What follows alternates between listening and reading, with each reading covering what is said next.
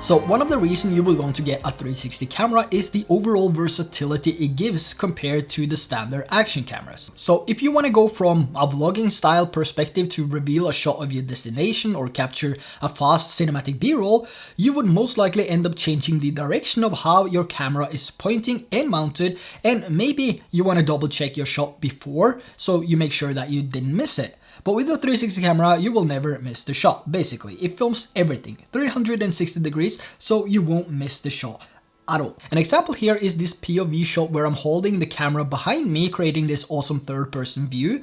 But by just pulling the camera in front of me, I have the typical vlogging style perspective. And with the Insta360 Studio app on your phone or desktop, you can easily adjust the zoom and the direction to get your preferred angle. Now, what I found to be a few cons with a regular camera or a regular action camera is that you will always have a selfie stick in your frame.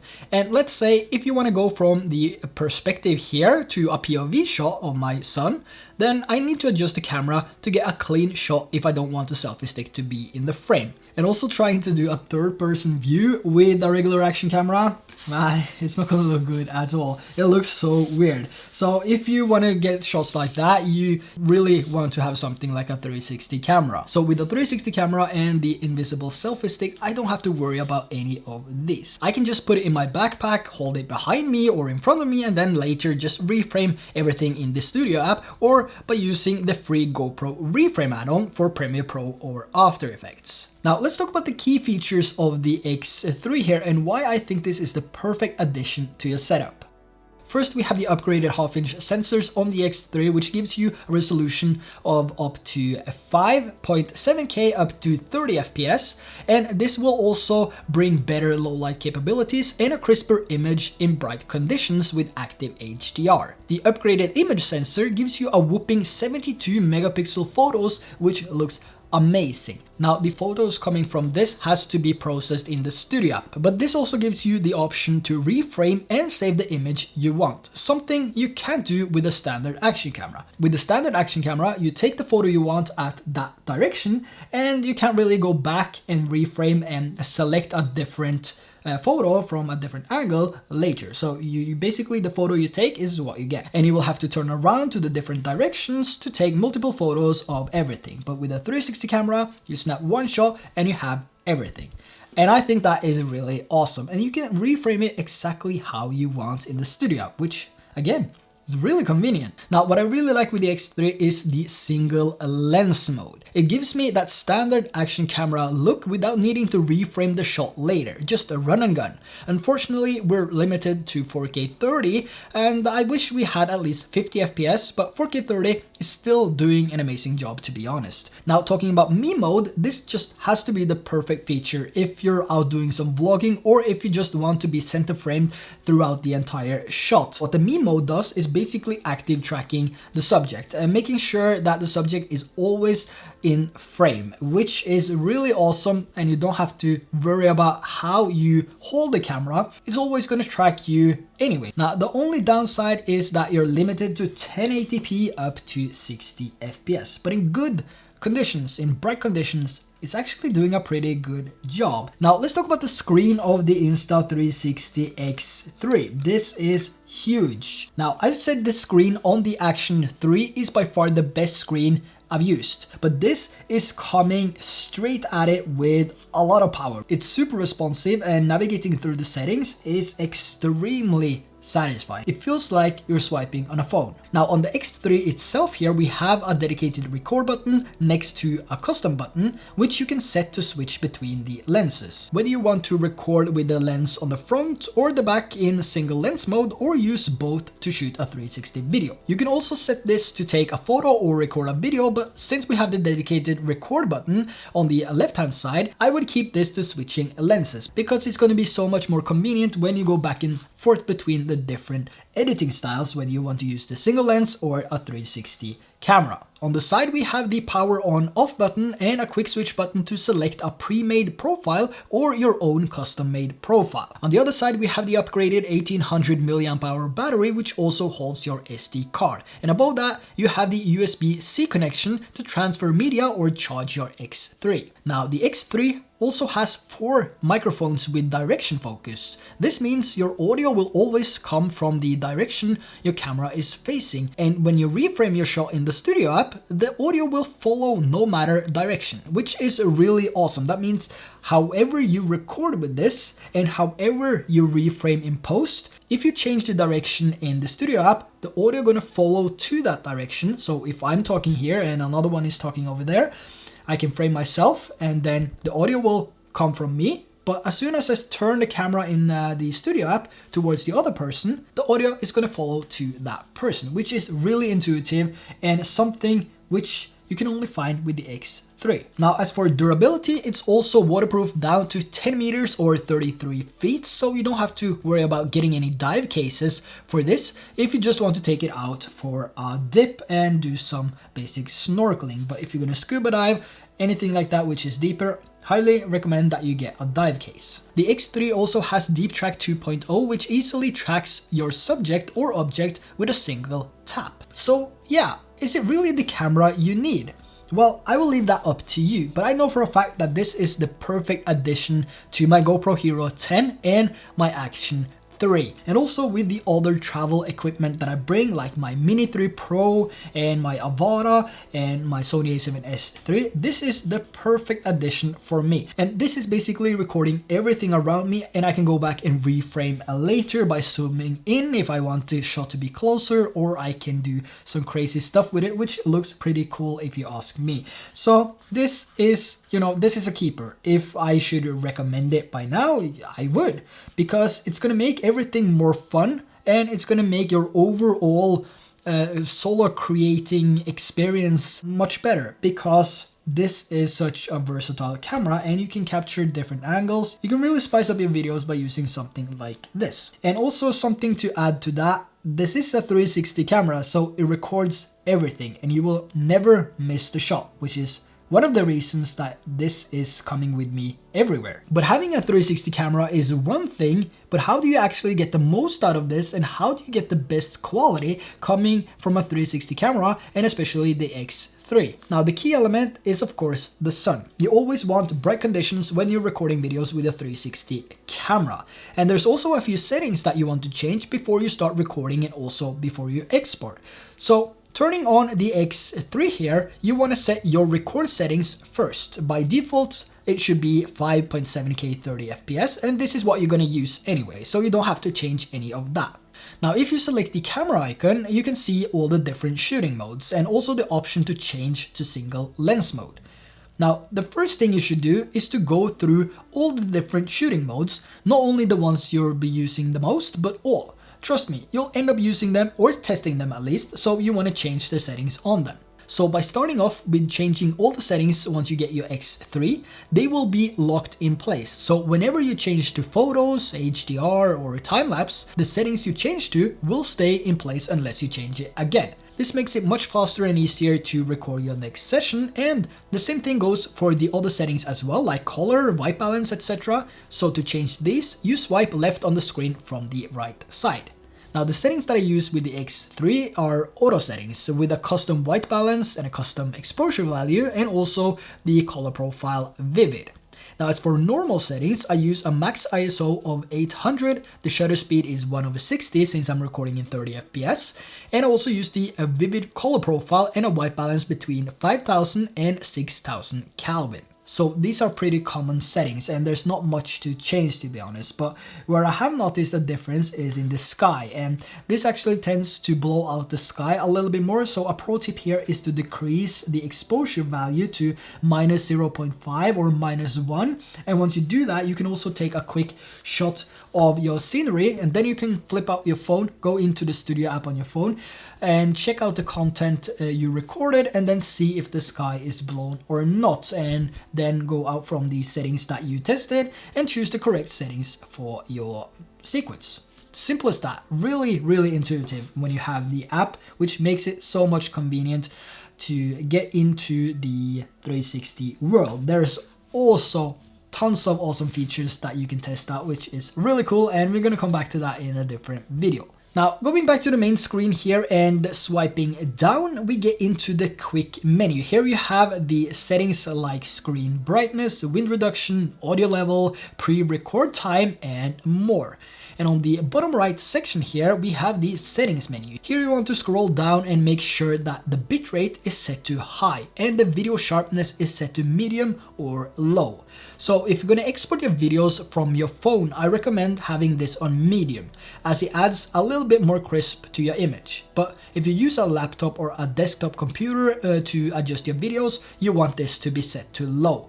That means you can add the sharpening in post if needed, and this will also give you a much better image as you have more control over the sharpness. So how do you get good quality footage from the X3? First, you need a computer. Even though the Insta360 mobile app is fantastic and allows you to edit videos and upload anywhere, even use crazy time lapses to create something wild, you would need a computer to get the best image quality from this device.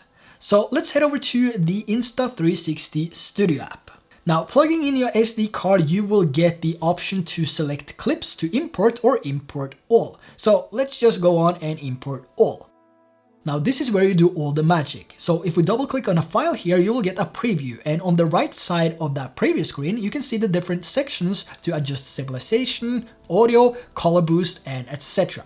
And by click holding on the video inside the preview screen, you can drag this to either side and up and down to reframe your shot. On the bottom section, you have a trim out and trim in, also the audio levels, keyframe markers, deep track 2.0, and time shift and motion blur. Now on the right side of the previous screen, you can also see it says 16:9, and this is the aspect. Now what's really awesome here is that you can export the exact same video in both 16:9 and 9:16 for either TikTok or Instagram at the same time. I will come back to that in a second. But first, let's take a look at the keyframing.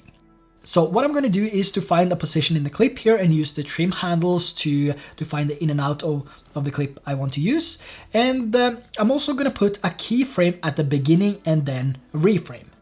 Now the next step is to go to somewhere in your video right before you want to apply a change to the angle and then make another keyframe. And now to the part where you want to add that change and then adjust the angle and add a new keyframe. So now we have 3 keyframes here, and if we do a playback, we can see the camera changing from one position to another. But something is off, doesn't have a smooth start or ending. So taking a look at the yellow line between the keyframes here, if we click on that, you have a few options to choose from. What I found to be the best is the last option, the fade in, fade out. So selecting this on all the lines between the keyframes, our shot looks so much better. So I went ahead and added a few more keyframes as well. So let's export this and see how the quality comes out. So to export this, we're going to click on the yellow button on the bottom right corner. So now we have the export settings and the location of where we want to export to. So the export settings you want to change is the encoding format. We're going to change this to ProRes 422. We can also see that the resolution is set to 1080p, so we're going to change this to 4K. So this is basically the only settings you have to change upon export. And you can also save this as a preset, so the next time you export, it will automatically select this preset. Now let's say you want to export the same video but in 9:16 for, let's say, Instagram or TikTok, then we're just going to add this to queue. On the left side, you can see the files that's ready to be exported. But first, we're going to change the aspect of the next export to 9:16. And once we change this, again, we're going to click on the yellow export button and then add to queue. But also make sure that the resolution is set to 4K. So that's going to be a 2160 by 3840. So just like 16:9, but the other way. And now clicking on queue, we have the 2 files ready to be exported. So now we can select both of the clips and right click and then start the export. Now, once we're done with the export, we can take a quick look here. This is how it looks on Instagram and this is how it looks on YouTube. And in order to get the best possible quality coming from this, you have to export everything in ProRes 422. And you also have to export in 4K, and you also have to do some adjustments in post-production, like maybe adding some different color tweaks, like correcting the image a little bit so we don't have that much grain in the highs and lows. And you can also add some noise reduction in case you're experiencing some grain. But the key is bright conditions. As long as you record in bright conditions, you're gonna have a perfect result with your X3. Now the X3 is not only a 360 camera, it's a creative tool to enhance your videos, to give your videos a different perspective and to add the extra spice on your next trip. And that's why I love the X3 so much. It's such a versatile camera, and as a solo creator, it's so easy to capture the shots that I would normally need my wife to come with me to capture. Now I can do all of that with the X3, and it's such a versatile and a must-have camera in addition to your current setup. And with the 3-meter invisible selfie stick, you know, you can capture some really amazing shots. You can do some fake drone shots, which you can actually reframe to look a little bit cooler than maybe just a static cinematic drone shot. Like I said, if you have the perfect conditions, perfect bright conditions, it's gonna look awesome anyway, and you can really create some amazing things with this, which I'm also coming back to in one of the next videos with the X3 creative shot list. If you don't have the 3-meter invisible selfie stick, I highly recommend that you grab this, because this is the difference between creating unique shots with the X3 and not. So let me know what you think of the Insta360 X3. Do you have it already, or will you be getting it before the summer holidays? I'm really excited to bring this to Hawaii. We are going to Hawaii again soon, so I can't wait to bring the X3 with my good old Insta360 Go 2. Hopefully we can see a Go 3 soon, and that would be really amazing. I love this Go 2 so much, and I love the versatility of the 360 X3 camera, and it's a must-have if you ask me. So there will be some links down to that in the description below if you want to check it out. Also the accessories that I use with the Insta360 X3. Now if you found any value in this video, let me know by dropping a like down below. And also, if this is the first time that you are here, consider subscribing for more videos. That would be really appreciated. And until next time, take care, and I will see you in the next one.